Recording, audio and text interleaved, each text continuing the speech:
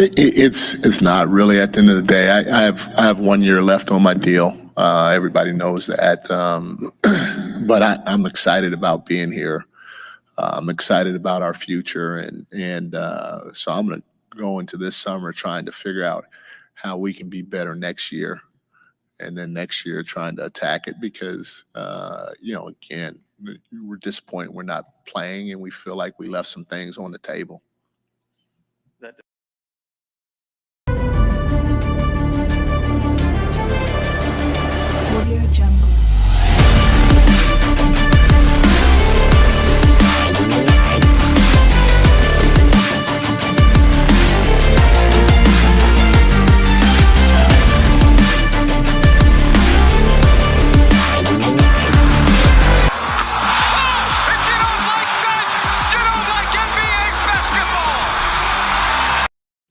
Welcome in to the King's Court on If You Don't Like That, the Thursday, April 25th edition, coming to you live from the King's Court studios. Ryan in Sacktown with you. It's a busy day. There is so much to talk about. I could fill the entire time with us if I wanted to, but I want to get all of you involved. You've got the QR code above my shoulder. That's right. You can scan that, come up and talk to me. We don't have to talk just Kings today. We can also expand to the NFL draft.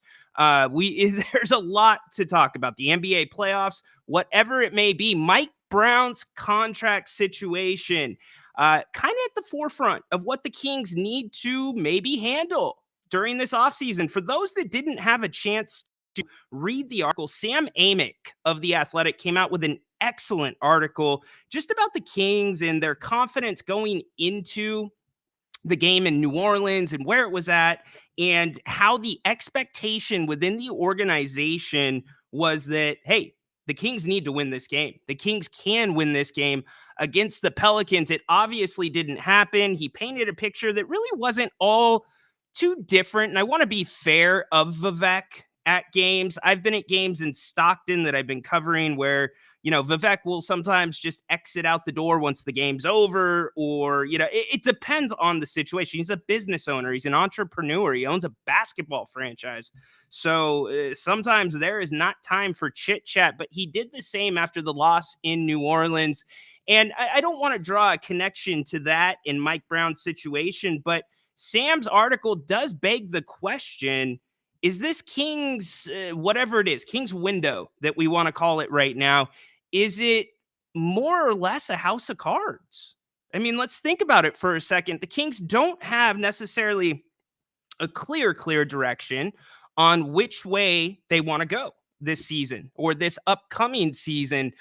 Is it going to be defense? Is it going to be offense? I mean, I guess in the exit interviews, there was a lot of talk about defense. Obviously, Mike Brown talked about the playoffs this year, scores being low. That first game, Oklahoma City and the Thunder, I believe it was 94-92. So it was kind of playing into the Kings' hands, their momentum. And, Malik Monk, he mentioned in his exit interview that he would have possibly come back had the Kings made a first-round series, had it been extended or made it past that series.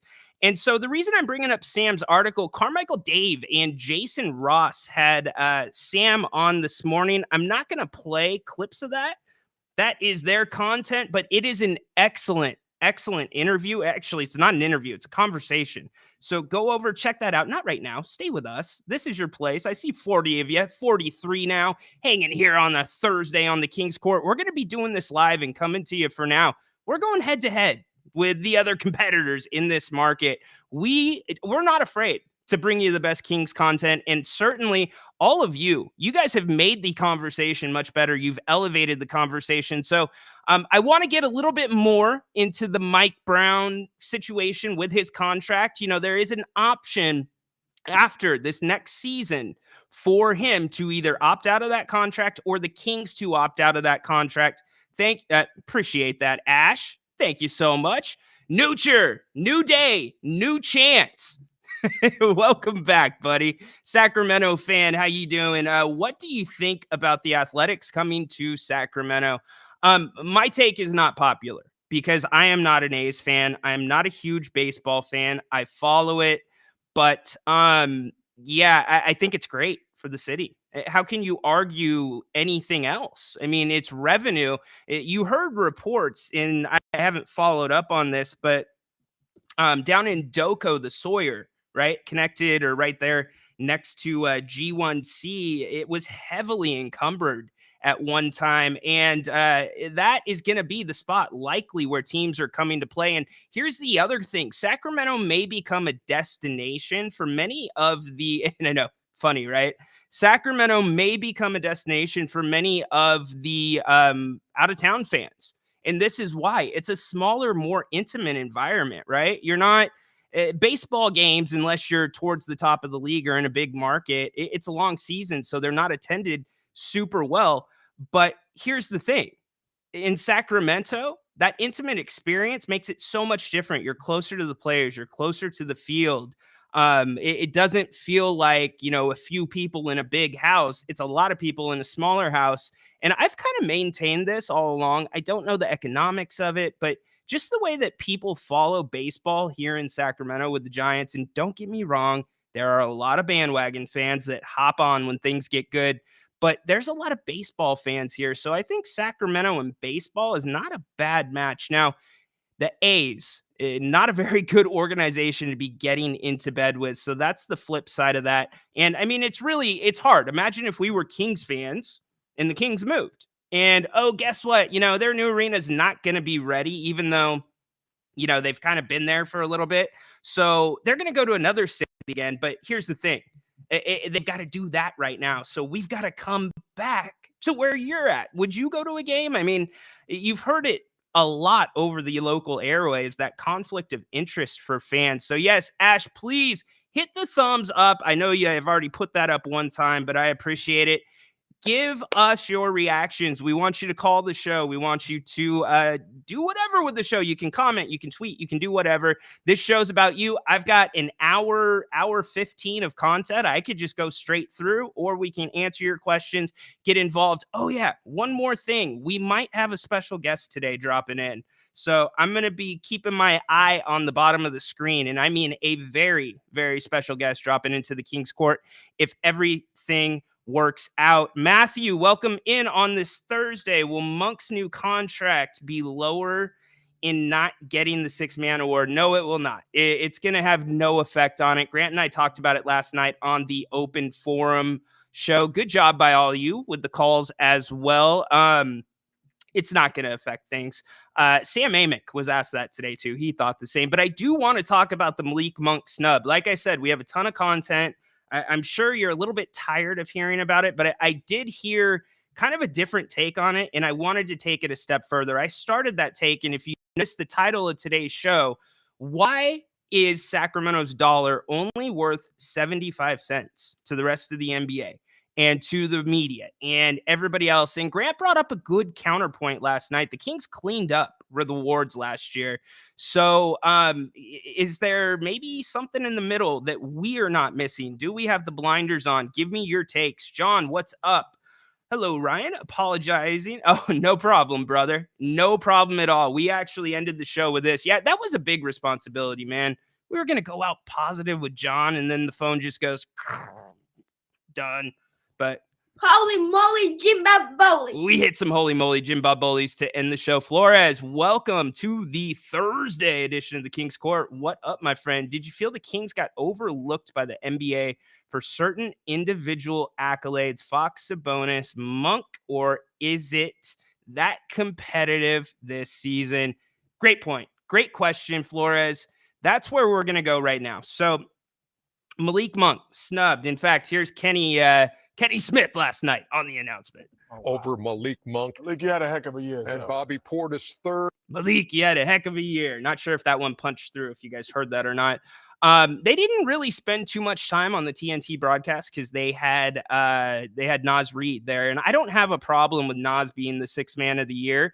I'm not saying that he isn't deserving. I'm saying that I think Malik Monk is more deserving. You've seen the stats that are out there by now. what he's done in back-to-back years in terms of scoring off of the bench, leading the NBA in scoring off the bench 2 years in a row. I believe it's the first time in like 30 years. And I'm going to go back to Carmichael Dave and Jason Ross because it was part of the exact same conversation.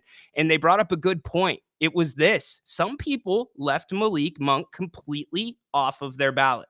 Think about that for a second. And so that made me start to think, and that spurred the question in my head: are individual awards trending more towards teams? Is the balance of how that is decided now weighted? It's not individual, it's also what your team's doing. And I would say that is why Towns got the spot over Sabonis for the All-Star game. Fox, I don't think he deserved to be in the All-Star game.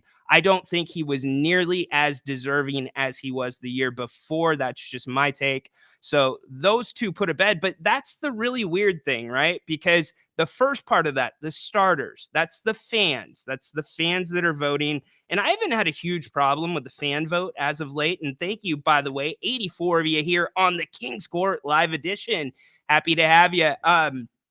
But going back to what I was saying, the coaches, they're the ones that left Fox off. They're the ones that left Domas off. So now we've got the fans, we've got the coaches. Okay, right?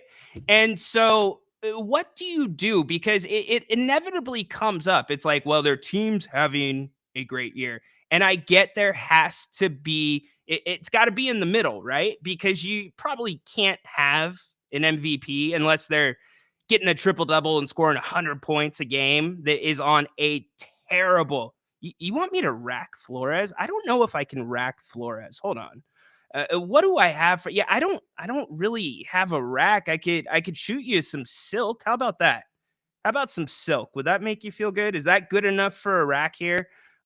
We'll give you some silk. Come on. So anyways, racked indeed. Flores, go back to your question.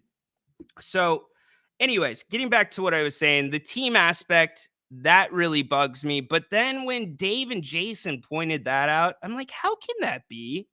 How could it possibly be? We're up to 101. Thank you so much.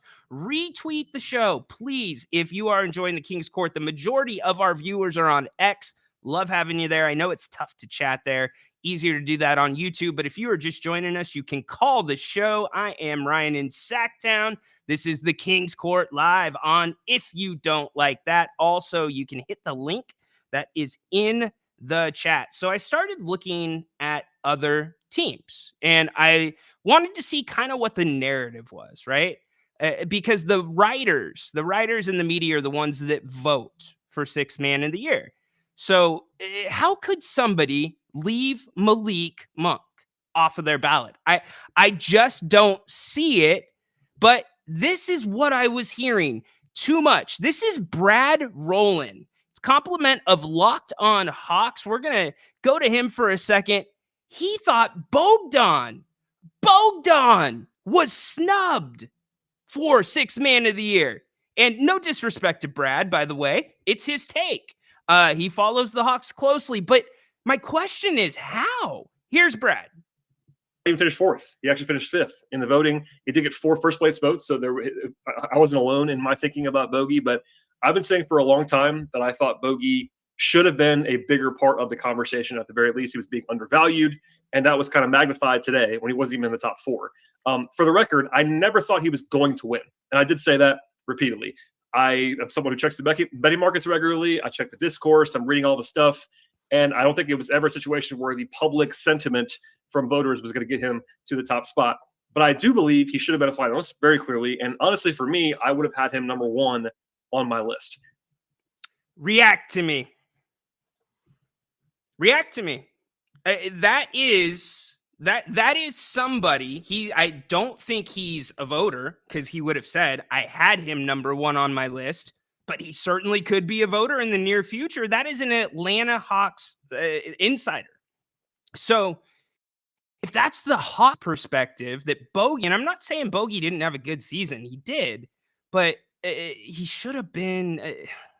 Help me out, guys. Give me your takes on that. Let's get back to the chat really quick. And Flores, we'll continue this conversation.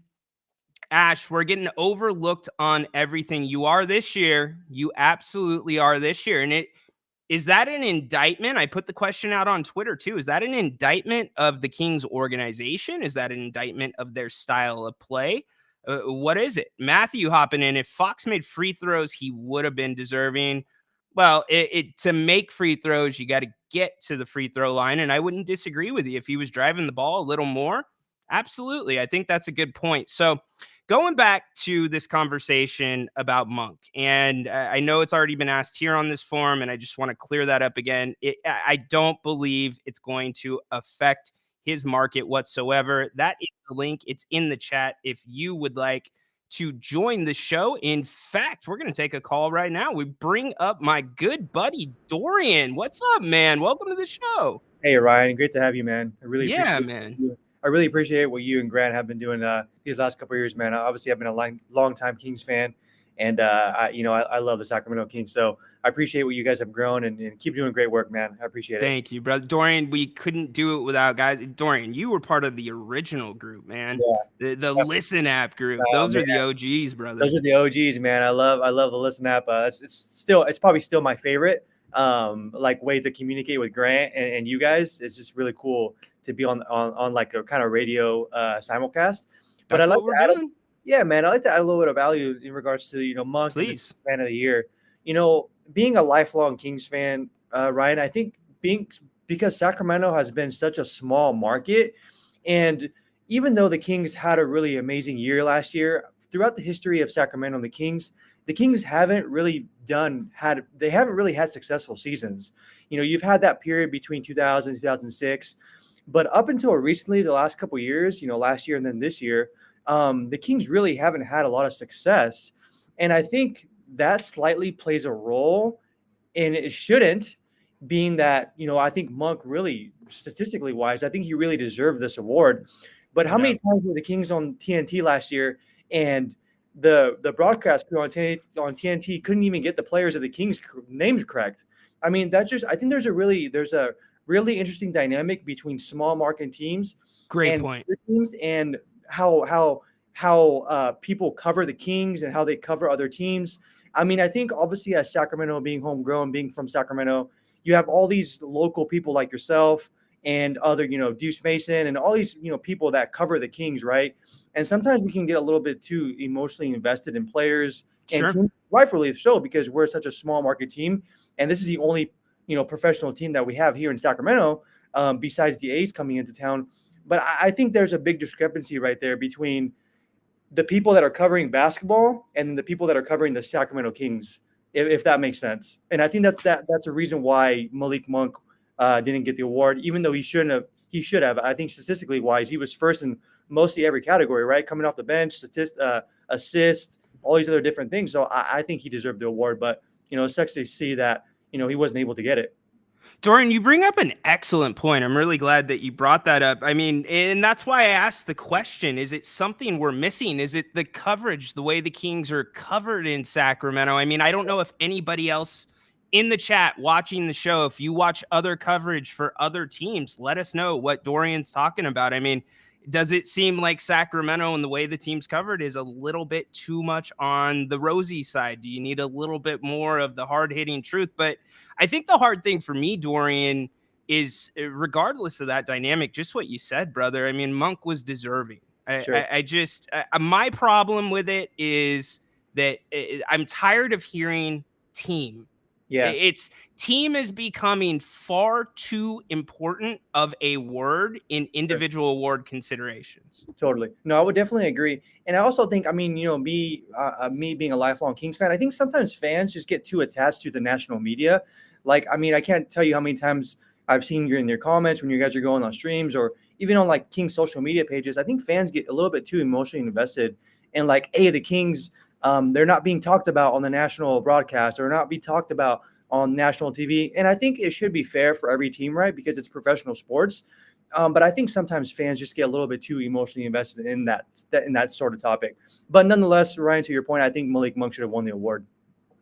No doubt, Dorian. You are a very knowledgeable Kings fan. You're one of my friends. You know that. You also do some digital stuff. Tell the people where they can find you. Thank you, man. I really appreciate it. I'm Of course. a small business owner. I own Black Box Mobile Fitness, so I do that. That's a really, really amazing part of my life. I've been in fitness my whole career, but most importantly, I just love supporting my friends, Ryan, Grant. Now that I've got to hang out with him and associate with him for the last couple of years on your guys' podcast and your guys' platform. So keep up the amazing, great content that you guys do. I always love supporting you guys. And if you get a chance, please download Listen app. That way you're able to hear Grant, and please subscribe to Ryan's King's Court podcast. And obviously, if you don't like that, and I know there's an auction going on, so please support. It's the My way, man, Dorian. it's the way You- these guys are able to put the time in and give us some King's content. Brother, you are just doing my live reads for me. Do you just want to stay on when I do Bennett's too? I can read an ad if you want. Oh my! You think you can do an ad? No, I you don't know think what? I don't think I Yeah. think I All right, dude. You have to reheard it so many times. No doubt. Hey, Dorian, thanks so much for being here, man. Of course, Appreciate the Ryan. support. Always happy to support. Go Kings. All right, brother. Be well. Go Kings. Yes, indeed. Mr. Moss, we're going to get to you in just 1 second, buddy. I want to catch up on these chats really quick. Let's see. Some folks are delusional. Yeah, we already went through that. Yes, Malik got screwed. Well, no. Let's not start that talk. He didn't get screwed. He should have won the award. There's a difference. Progressive, is Sacramento that small of a market, though? I'm pretty sure we're bigger than Minneapolis, Minnesota. They're a small market, too. If you watch any media, they also bias toward the Lakers, Knicks, Celtics, Bulls. Well, those are the teams that sell. I mean, again, it's a business for the people that cover the games. Now, if you're calling the game, that should be a little bit different. But we're going to get back to your chat here in a second. I told you we've got a ton of content. We haven't even hit on the NFL draft at all. We haven't even gotten back to Mike Brown and the contract situation, Sam Amick's article. Ton of stuff going on, but first we bring in Mr. Moss. Welcome to the show today. Hey, how you doing, man? Good, man. Happy to have you. Thank you, buddy. I'm not a Kings fan, but I do have season tickets to the Kings to share. Okay. I'm actually good friends with Grant. I did an interview with him not too long ago. Not sure if you saw that or not, but I thought the Kings had okay season, right? I mean, I'm not going to dive into this Malik Monk thing because I think the Kings have been, with Fox and Sabonis not making the All-Star games, either or guy, and now with the Malik Monk thing, I don't know what's going on right now. I mean, for crying out loud, I mean, what do these guys have to do to get some recognition, right? I just don't get it. But that's here, there, and there. I called because I want to get your thoughts on the Boston. Is it okay to talk about Boston? Of course. Okay, Yeah, cool. absolutely. I won't keep you long here. Well, Jimmy's not playing. Terry Rozier's not playing, right? Boston preaches defense, right? You got Derek White, you got Jason Jalen, and you got Porzingis, right? Yep. 4 pretty good standalone defensive players. What the hell happened last night? They hit 23 threes. Like, what's going on with this overhelping, overreacting to dribble penetration and guys in the league and guys doing that in this league? Teams are overhelping too much, Ryno, and just leaving guys open on the three-point line. I've never seen so many corner threes. I've never seen so many baseline threes get this wide open, for crying out loud. There's better defense being played right now in college basketball. It's like, why are guys leaving their man to help? I mean, if you're deemed a defensive team, I would think that Drew, Jason, Jalen, and Porzingis can handle their own. If a guy makes a tough one-on-one shot, you know what you do? Like Grant would say, you tip your cap and you go home. Yeah, absolutely. And so Go ahead. Go ahead. I'm sorry. No, finish, please. You're rolling, man.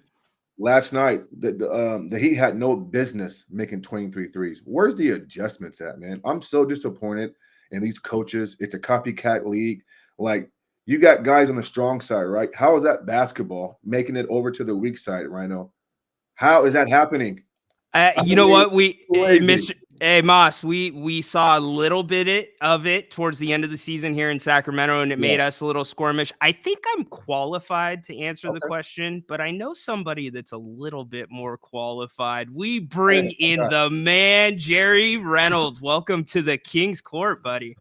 Yeah, I'm glad I could be here. I really enjoyed Yes. the conversation with Mr. Moss. How you doing, Jeff?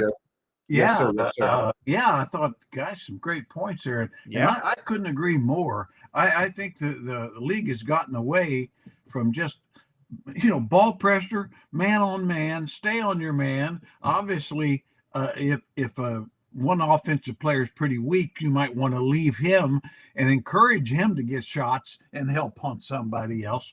But I agree. You know, I mean, especially with the corner threes, it's such an easy shot that you can't leave guys over there, and especially so many guys go to help, but they're not really helping. They don't get there. That's You know, right. Okay. They're just in the middle of nowhere. I always used to call that the Mike Bibby defense. Mike had Yeah. Mike had a rare ability to be nowhere.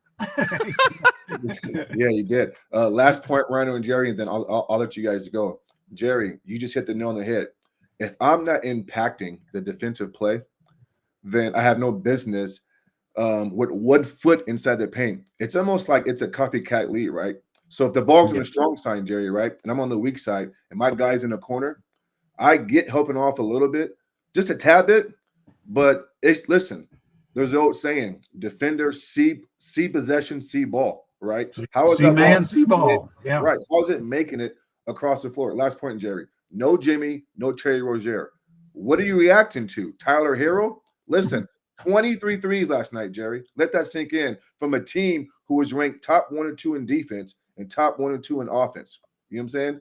Listen, I think it's pathetic. I think it's embarrassing. I think Mike Mazzulla needs to be talked to. If I was the owner, you're coming to the office after the game. And shame on Jason and Jalen and Derek White for not sticking to the defensive principles. You would never see a Greg Popovich team do this, right? You're running and you're jumping at role players shooting threes. They're just going to pump fake, sidestep, open shot, right? And so it's irritating.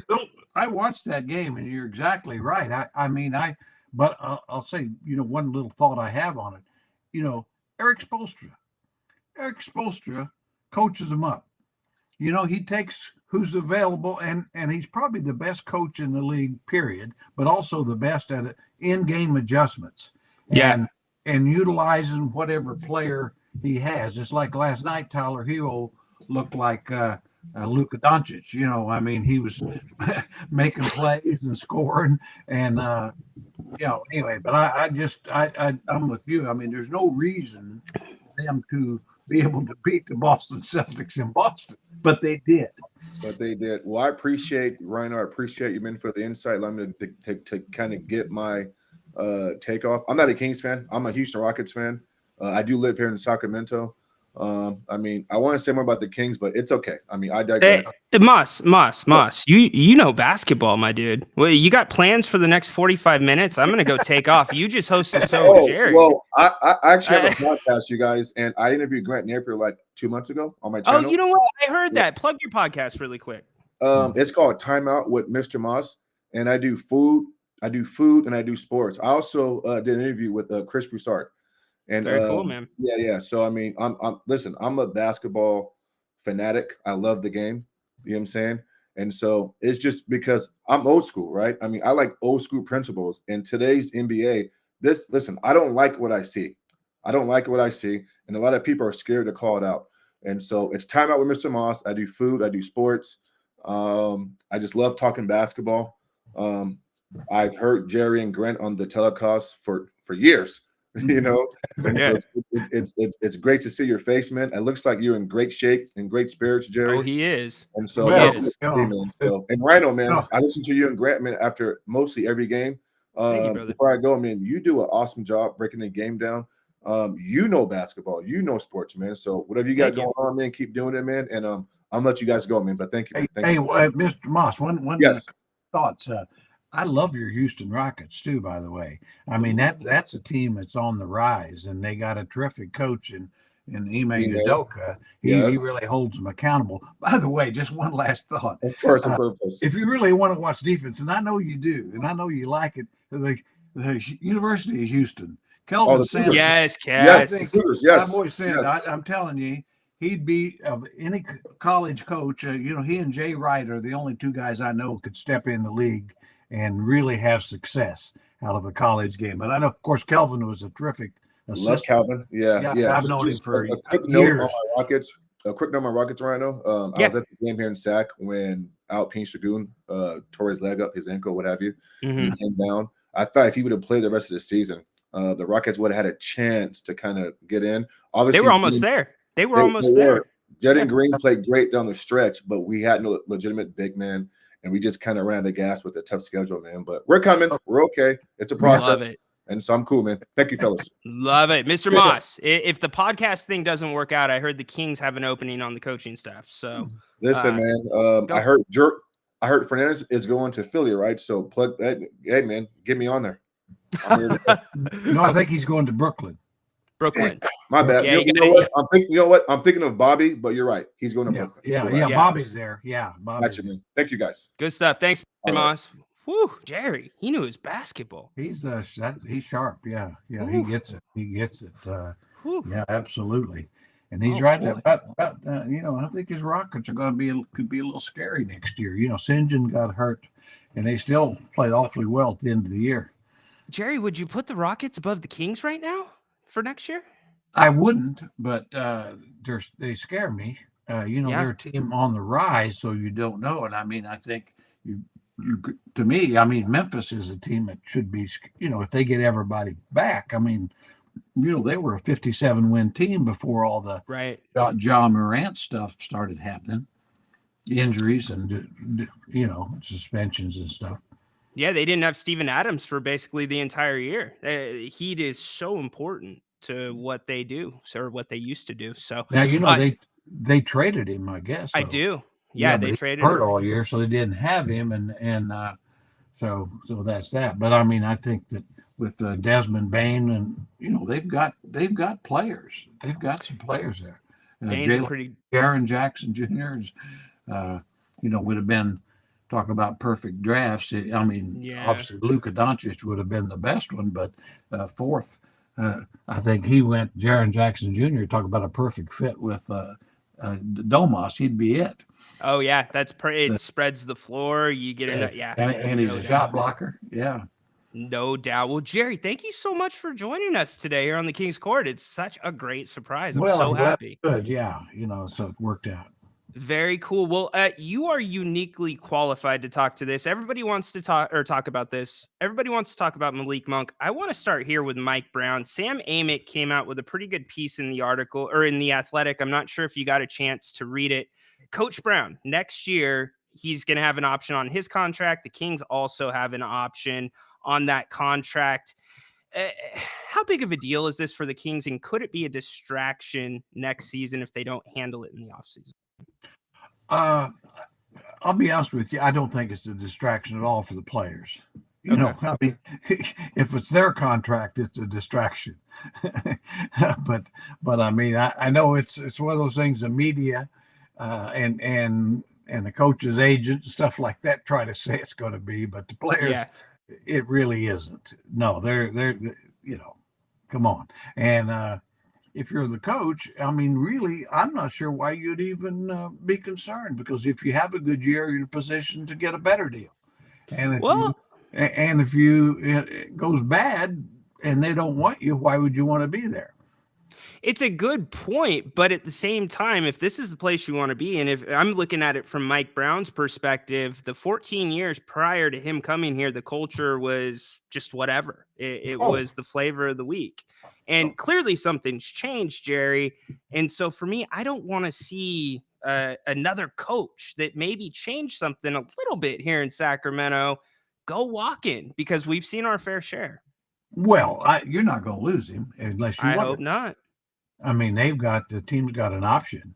So there's that. I mean, now, in other words, so next year, I'm not just next season, but the season after is my understanding. The team's got an option. So you're not going to lose him, and this would be a conversation you'd have next year if things go like you hope they're going to go. And then would be probably the best time to talk about a long-term deal. If you've had 3 years of success, you'd feel better about signing somebody to another 3 to 4 years. But that's just me. But I'm with you. I think he's the right guy. Don't get me wrong, but I don't see it as a distraction. I mean, it's the reality is that's the first thing a coach wants to do. I always remember Reggie Theus talking about he needed an extension, and of course he didn't get it. Well, thank goodness, as much as I love Reg, it just wasn't going very good. Yeah, no, And it didn't have the players. No, but anyway, yeah, it's a fair question. But in my opinion, Mike Brown is a really good coach, and he's going to do a good job, and it will benefit him in the long run if he has the kind of year he expects to have. love it. Right from the horse's mouth, that's Jerry Reynolds. Let's talk about Malik Monk a little bit. Obviously, he was not chosen for the sixth man of the year, Jerry. Was he snubbed? Was Naz Reid more deserving? What are your thoughts? Well, I mean, Naz Reid's a heck of a player. He was on my love boat about all year. Yes. A guy that I really thought the Kings should target and try to get. The year before is Bobby Portis. So To anyway. be fair, I'm going to cut you off really quick because you said that was the huge signing for Minnesota because it happened early in free agency last year. Yeah. I mean, I really felt like this guy's a real player, and is he more deserving of the sixth man than Monk? I don't think so, but I would have put him second. I'd have flip-flopped him, and it'd be a close vote because he's been extremely valuable player to a very good team. And, with Karl Anthony Towns out, they continued to win because Naz Reid does some of the things that he doesn't. He defends better and really does, can still score the ball and rebound the ball at enough of a rate. And, like I say, he would have been a perfect fit for what the Kings need. A real lively, long athlete that can shoot threes and defend the paint as well. The Kings have gotten some of those longer athletes, like Alex Len, for instance, but he's not the athletic part like a Naz Reid would be, like a Jaren Jackson. So I think, like you said, the athleticism where it has to be. So you were the first when we were on a couple of nights ago with Grant talking about potential destinations that you could see maybe going after Malik Monk because they have the cap room. I know you mentioned San Antonio, Orlando. What does that group look like to you right now, Jerry? Well, that's really great point. I mean, I think that, the team that has the most room is Philadelphia. Now they've got Maxey, but I wouldn't be surprised if they make a run at him because Great point. With Embiid, the more shooters you can put around him, and certainly it's Maxey's the lead guard, but I mean, he's kind of another version of Fox, maybe in some ways even better. So I would be concerned about them. They know they've got to put more shooting around Embiid, but Orlando is mentioned. I also think Utah could be a player. Yes, they've got cap room, and now Danny Ainge I know doesn't want to bring in, he doesn't want to tear up a young team. He's going to try to keep it young, but Malik's young enough, and so that would worry me just knowing how Danny is, and he's so good at spotting talent, and certainly he could play there. He can play anywhere. I think it's just a matter of the teams that have cap room who wants him the most, and the scary thing is they know what the Kings can do. Yeah, great point, Jerry. That's the part that scares me because they know exactly how much the Kings can pay. So, and I mean, certainly I think Malik wants to stay if all things are fairly equal. But if be honest with you, if I'm a front office person and we got cap room, you can't play money. So if they will say, well, people would say, well, if they pay Malik $22 or $23 million, it's overpaying him. Well, it's not overpaying him if you don't have to give up anything but money and you have cap room. That's right. That's exactly right. And Malik has mentioned, and it's no secret, that he would like to start, and I'm in agreement with you. Malik is going to go where the money is at for a couple of reasons. One, he's probably maybe the last time, I don't know, but the big free agency point of his career. This is the first time he's really hitting that, and he's going to get a sizable contract. He was almost out of the NBA altogether at one point with the Lakers. But with the Kings, there has been just this hesitancy or almost this edict that Malik Monk cannot start. Jerry, is there a basketball reason that you see for that? None. Wow. Zero. I mean, well, we've talked before. I mean, We my have, feel yeah. has always been get your 5 best players on the floor. Now, don't get me wrong. I mean, there's a point where if you think even though he's one of your 5 best, he'd be more valuable to you in a off the bench role like a Manu Ginobili was for years. I mean, clearly he's one of their best, but Manu didn't want to start. I mean, if Manu Ginobili had probably went to Pop and said, "Look, if I want to start, or I just soon play somewhere else where I can," I think he'd have been a starter. Sure. No, absolutely. But to Monk's point, I mean, he feels like he wants to start. He's clearly good enough to. He and Fox played together in college at a high level.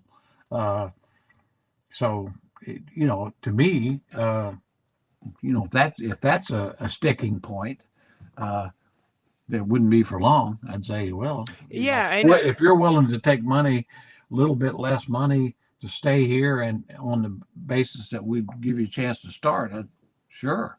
Why not? It seems to be a no-brainer. And even sometimes when the deck was stacked against the Kings, when guards were out, Malik never stepped into that starting role. So who knows? I'd love to get clarification on why, because as you said, not really a basketball reason. Would the Kings offseason change in any way if Malik is moving into let's say part of re-signing him, he's going to stay for less money, but he's going into the starting lineup. Does that make it a bigger pressure to make a move to bolster the bench because you're not confident with Herter and some of the other guys? Well, I would say, as a bench player, I'd feel a lot more confident in Herter and Barnes if they're off the bench. I mean, I think your bench would be good. I mean, not to say you still don't want to bolster it. You'd also be bolstering it by having Keon Ellis coming off the bench. Yeah. Which I honestly think is his best role as a third guard, because he could play with Monk, he could play with Fox, and he can guard the best guard, that he needs to. So I think it'd make your guard line better. You'd make your bench better. And then, of course, you still need to solve the power forward center swingman type player. That to me, but that might do it if you can keep Monk. If you could get that one player that really fits with Domas and Keegan and Fox, all those kind of guys, where you can shoot threes and defend the paint a little bit, long athletic guys like we've seen with Pelicans and different guys. I think the Kings could be significantly better. Yeah, they could be significantly better. It's not a huge free agent market this year. I mean, it's not like a big buffet, like let's go. But there's some names. Who are you looking at that you think could possibly help this team? Well, the way I'm looking at it, I've kind of looked through the list and things of guys that would be available most likely, and the Kings could get that they would have room to get. Mm-hmm. And without even having to trade somebody. But my guy this year is Jalen Smith of Indiana. Now, he's not playing much, but that's because Obi Toppin is basically got that spot, and then Pascal Siakam's there. So his minutes have been taken away. But he's a 6'10", 225-pound lively athlete that rebounds at about one every 3 minutes or so, and can shoot the three. And he was a lottery pick, anyway, he hit, and he has a player option, and so I think that he'll clearly decline that because it's like at $5 million, and so he'll be a guy. Now you're betting on the come, but for the Kings, you're not going to get Pascal Siakam, so you're going to have to know kind of what you're looking at and what fits your needs. And to me, he's one of those guys. I like some other guys that wouldn't fit exactly, like a Royce O'Neal kind of guy that would, that's a multi-position player. But to me, that's what the Kings, I think, need to look at, those guys who would fit your best players, what you want to do, and give you a little more athleticism, length, and toughness. And you could afford, because that's You know, you can't. Yeah. You can go over the cap to sign your own free agents if they're bird rights, but which Kings don't have. But you can't. A lot of fans would say, "Well, you know, I see all these teams that are way over the cap." Yeah, that's because they signed their own free agents. You can't go out and give Pascal Siakam $50 million a year because you don't have the room to do that. Yeah, Even exactly. though it'd be a good idea. Pay him. No, exactly right. And this new CBA that's going to come into effect, Jerry, it's really interesting to me because the penalties for going over the cap, the different aprons can affect the mid-level exception. And I think that is where, outside of Malik Monk, the mid-level exception is where the Kings absolutely, that's the spot where they have to get their guy outside of the draft. Yeah, exactly. You got $12+ million, and Yep. like I say, you have to look at guys that would be a significant increase, and then you have to look at the team itself that aren't likely to have the kind of room they want to pay to keep them. Yes. And Yes. so I always said that there's two key things in this free agent stuff. You want to be able to keep your free agents and be in a position to get somebody else's occasionally. Yeah, no doubt. No doubt. And I look at some of the teams, Jerry, that are projected to be over cap that maybe you're kind of in that in-between area like the Kings are at right now, where it's like, do we have a window? Can we push? Or, you know, is it, I'm not saying the Kings should be rebuilding, but there are teams that are kind of on that border. Like Chicago, for instance, 165 million is their projected, just over that, 165, 630. So I look at guys like a Kobe White, you know, not so much Alex Caruso. And Jerry, do the Kings have to get proactive here in this offseason where they need to anticipate where teams may be cutting middle of the road players and find some value? Oh, yeah. I mean, that's another way. Now, in those cases, that's where you'd hope to maybe get trade, you know. In other Yes, words, exactly. you Exactly. know, basically, they want to get some cap room saved, and you have some Thank room. That would be the way to do it. Obviously, they've got guys they'd like to move, which Zach LaVine is the guy. The big one. I don't think Kobe White is the guy, and probably, you know, and now DeRozan's going to be a free agent, but somebody's going to have a lot of cap room there. But then again, maybe you could, you know, rather they might be willing to take a lesser player that fits cap wise for now because they don't want to pay DeRozan $100+ million for 3 years or something, you know. Yeah, right. And thank you for correcting me. I meant to say trade. You're spot on. How often, when you were a general manager, how much was your pulse on that with other teams, especially like in the Eastern Conference? Well, yeah, you know, I think we had a pretty good pulse for it. The problem we had was, quite honestly, ownership didn't have any money, didn't want to spend any money. So, yeah. Well, they did play in a barn to start. So, no, it was just tough situation where they're trying to stay afloat, really. And yeah, well, anyway. No doubt, Jerry. Everybody is loving that you're here. We've got some questions up here for you, Jerry. Do you think we should keep McGee? If not, are there any other? We kind of covered this already. Rebounding, rim protecting centers you'd like to sign?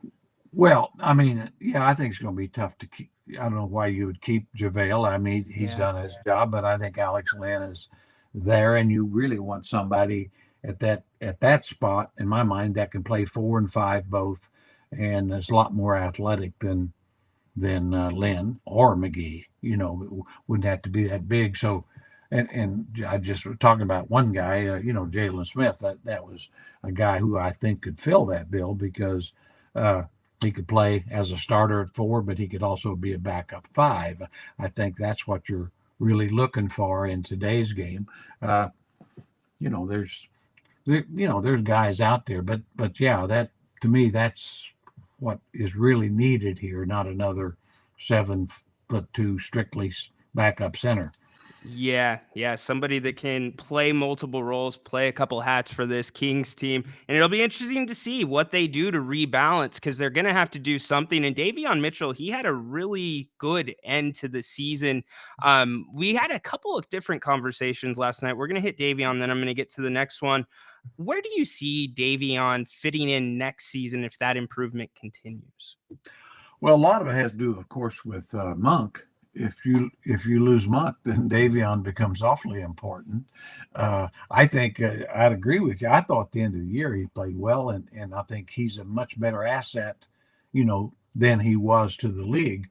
So, and I like the guy, but again, if you may have to move guys you like in order to improve the team, and I think Davion would be on that front, and especially with with Keon Ellis coming along like he is, and I do think Keon has a little advantage over Davion if you're just picking between the two, because he's big enough to play some point, some off guard, and he's, like we already talked about, with Monk or with Fox, he's probably an easier, better fit. Yeah, no doubt. And in some ways, Davion did us a little bit of a favor by playing very well at the end of the season, because it's kind of increased his value. And you've been a big advocate of Davion. Do you think sometimes his struggles could have been a little bit of the system, because that's not really how they played in college? Yeah, I do. I mean, I think he, at the end of the year, we saw him getting more comfortable with the system. And of course, the truth is that everything slowed down for everybody as officiating let more stuff go and the game got more physical. But it probably helped Davion, because he's a tough physical kid. And he likes it. And but his outside shooting, I mean, the last several months was terrific. And so there's a lot of, I mean, I would say you just got to be so patient with guards, especially point guards. And I think he's got a chance to be real good. I've always compared him, and I'm sure he may never reach that level with Kyle Lowry, because I watched Kyle in college, and he came into Memphis and they decided he wasn't good enough. And he went to Houston and played better. They decided he wasn't good enough. And then, of course, became an all-star, after. And I think that what we've seen with Davion is he's gotten better and better and better. Now he's got to take another couple of jumps, but if he does, he can still have a nice career. Yes, he can. Yes, he can. You know what? I'm going to drop the other question. It was about Klay Thompson and what you think his market. You know what? What do you think Klay Thompson's market value is? I think his value is a lot higher with the Warriors than it is anywhere else. I guess Interesting. But I mean, I think he's Klay Thompson. What he's done for the team, I don't think they're anywhere going to be paying him $40 million a year going forward. But I think he has. But to other teams, does he have value? Yes. But I don't think he has the value that he thinks he does or needs. I guess it'd be a way I'd put it.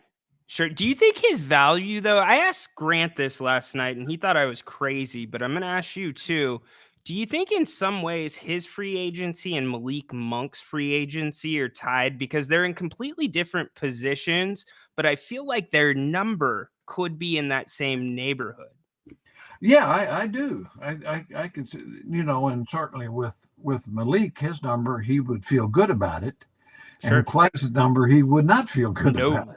And so yeah, but I agree with you. I just, I mean, I'm one of those people. I mean, I remember when Klay Thompson was one of the top 10 players in this league for several years, and absolutely knocked down shooter and great defender.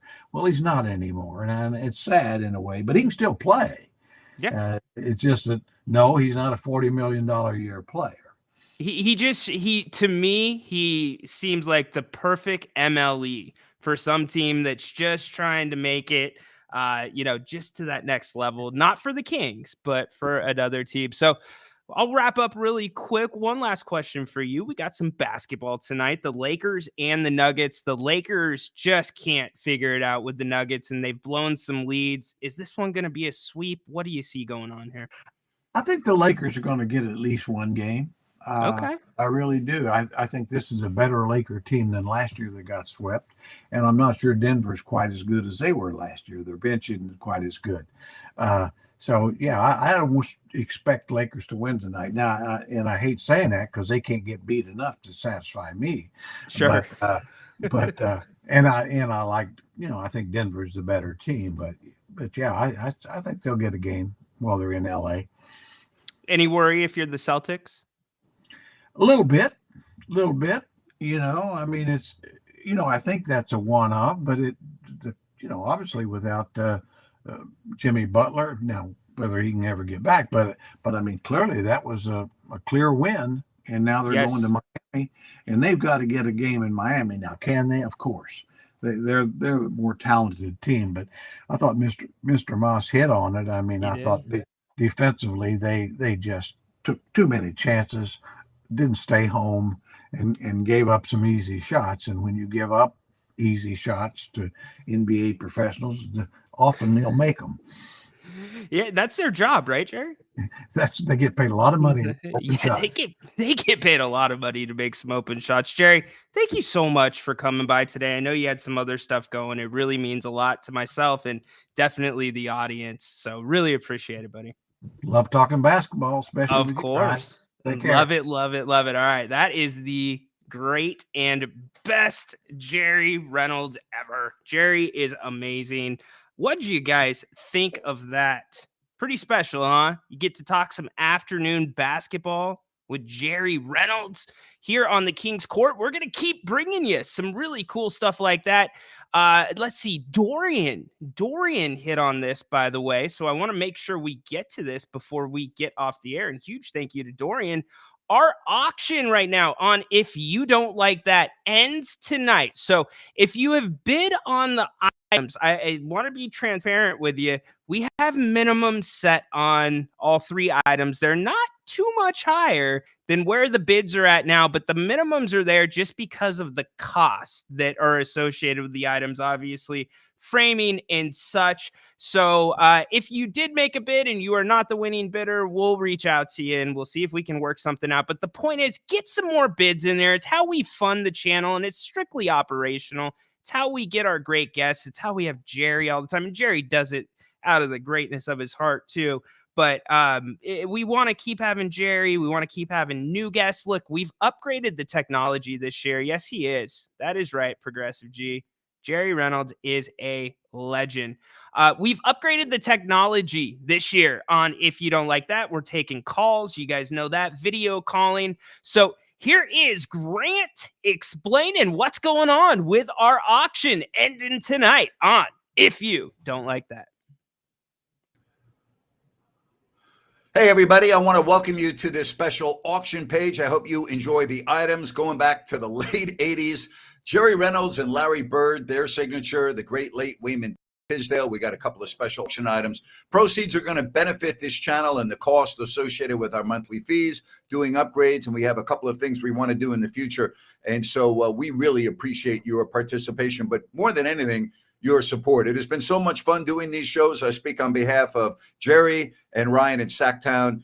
We would not be doing these shows without your phenomenal support. So thank you very much. Enjoy the auction. And remember this. Oh, if you don't like that, you don't like NBA basketball. Oh, boy. Nothing wrong with a little oh boy to end the show in the afternoon. But here's the auction site. We were using a third party, obviously. All you have to do is go to grantnapier.com, or you can go to ifyoudontlikethat.com, hit the menu button, select auction. You'll see that video and then the link.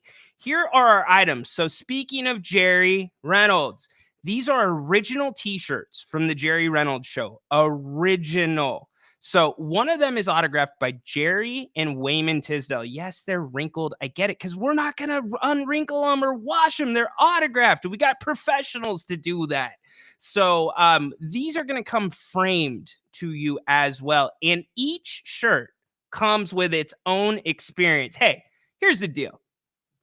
Golf at Valley High? How about that? Like, that's just golf at Valley High. You get the t-shirt on top of that. Hell, if you say, Ryan, I don't want you to come, I just want the threesome, then great. You can go have the threesome and play with my buddy Eric Snyder. If you want to play with us, that is what it is. We'll have a fun day, hit the links, hang around the country club. That'll be a lot of fun. The other shirt is Larry Bird and Grant, or Larry Bird and Jerry Reynolds. I can't believe that's at $50. That is the pick of the litter, y'all. Also, by the way, if you don't know the relationship between Larry Bird and Jerry Reynolds, you should. They grew up basically in the same hometown. So that shirt has a lot of special meaning if you are a Jerry Reynolds fan, Kings fan, etc. That comes with a digital experience with Grant. And I said it yesterday. If you play your cards right, you might be able to turn that into 2, 3, 4 digital experiences. Do you want to be a broadcaster? Do you want to learn about this digital space? Do you want to be a play-by-play announcer? That is your time to be one-on-one with Napes. And then just lastly, we've got the Jerry Reynolds show shirt autographed by Jerry. And that one comes with dinner at Bennett's with myself. And then also we're going to go to a Stockton Kings game, sit courtside. That'll be a lot of fun. You'll get to be around with me. And usually at many of those Stockton Kings games, there are other Kings personalities there. There's also, people from the organization that I can introduce you to. So, hey, we would love, absolutely, we can put that in the chat if you want. I'll put that in at the end of the show, Progressive. So, yeah, Jerry is an absolute legend. And hey, I want to thank all of you, by the way, for being here today. We're going to keep doing the Kings Court Live. This is a lot of fun. We've got 184 watching live right now, most on X, some on YouTube. Thank you all for being here. Mr. Moss, Dorian, all the great comments. Ash, Progressive, who else have I seen? Athena. I'm going to leave people out. I think Kyle was in here. Who else we got? Come on, keep them coming. Jason, what's up? Mike Dizzle, 40. We got Progressive again. So, Dorian, thank you very much. Tell a friend about what we're doing. James Herr, what's up, my buddy? Thank you for being here. Nico, or Nice Beats. Mike's, my apologies. I know Nico.